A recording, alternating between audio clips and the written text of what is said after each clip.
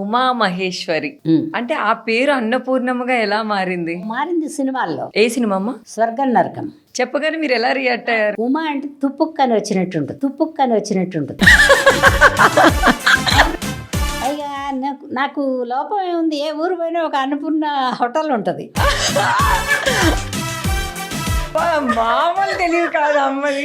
కాశీ వెళ్ళి అన్నపూర్ణ ఉంటుంది. ఈ అన్నపూర్ణమ్మకి ఎవరైనా క్లోజ్ ఫ్రెండ్స్ ఉన్నారా? క్లోజ్ ఫ్రెండ్స్ ఉన్నారు, 2-3. ఎవరమ్మా? పాతకాలం నుంచి పనిచేసిన వాళ్ళు. అంటే నేను స్కూల్ ఫ్రెండ్స్ లేరు నాకు. ఎందుకమ్మా? అంటే ఎవరితో క్లోజ్? ఆ టైం కుదరలా. 13th ఇయర్లో వచ్చాను నేను ఇండస్ట్రీకి రంగేసుకుని. 13 years. అప్పటి నుంచి ఇప్పటిదాకా ఇలా పరిగెడుతూ ఉన్నా. ఇప్పుడు కూడా పరిగెడుతున్నాను. మీరు ఎప్పటికీ ఇలాగే ఉంటారు. ఎలా ఉంటాంలే కానీ వయసు అయిపోద్ది కానీ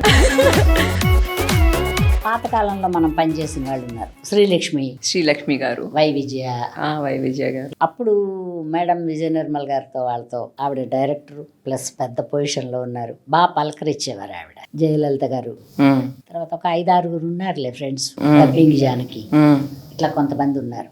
ఎప్పుడైనా ఒకసారి ఫోన్లో మాట్లాడుకో. అంటే మీరు వాళ్ళ ఇంటికి వెళ్ళడం, మీరు మా బంధువులకే వెళ్ళను నేను. వెళ్ళరా అమ్మా? చాలా ఇంపార్టెంట్ అంటేనే వెళ్తా. అది కూడా ఇంపార్టెంట్ లేకపోతే వెళ్ళను. ఎందుకంటే ఎవరైనా, నేను కాదు నీకు కూడా మీకు కూడా అండి, ప్రతిదానికి పరిగెత్తి వెళ్ళడం కూడా తప్పని నా అభిప్రాయం. చాలా ఇంపార్టెంట్ అయిన వాటికి తప్పకుండా వెళ్ళండి మీరు.